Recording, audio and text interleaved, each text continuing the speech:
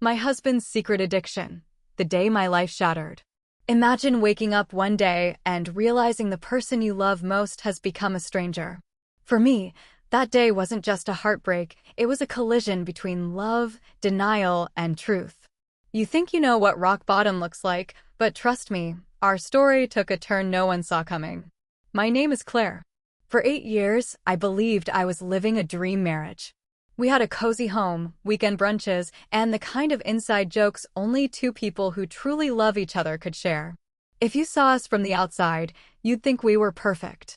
But sometimes, perfection hides the most dangerous cracks. Looking back, I see the signs. The late nights at work, the unexplained withdrawals, the way he laughed a little too loudly when I asked about his bank card. I told myself he was stressed. I told myself it was temporary. Because denial is easier than destruction. It happened on a Tuesday. He left for work, but forgot his phone at home, something he never did. I didn't mean to invade his privacy, but when the screen lit up, I saw a message from a number saved simply as the usual. The text read, "Same time tonight? I'll have what you need." My stomach dropped. I wanted to believe it was an affair, because at least that I could understand. But when I followed him that night, it wasn't another woman. It was a man, a dealer. And that's the night I learned my husband was addicted, not to love, not to someone else, but to something that was slowly erasing him. What followed wasn't a movie montage of healing. It was chaos. The lies, the broken promises, the money that disappeared like smoke. I tried to fix him. I begged, threatened, cried all the things you do when you still believe love can out-argue addiction. But addiction doesn't negotiate. It takes piece by piece until you don't recognize the person staring back at you, or yourself. One night, he came home shaking. He dropped to the floor and said, "I don't want to die like this." That was the first honest sentence he'd spoken in months. That night became the day everything changed. We didn't find a miracle.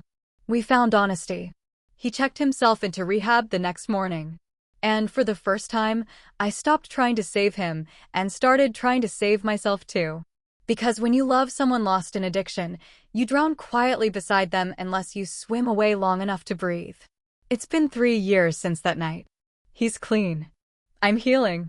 We're not the same people, and that's okay. Addiction didn't destroy our love, it redefined it. Because sometimes, love isn't about holding on. It's about letting go, until the other person is strong enough to stand again. If this story touched your heart, comment your name, time, and country below. I want to know where you're listening from, and I'll be featuring your names and sending surprise gifts to those who truly felt this story. Because somewhere out there, someone is fighting the same silent battle. And maybe tonight, they'll realize they're not alone. This was my husband's addiction, but it was also my awakening. Pain changed us, but truth saved us.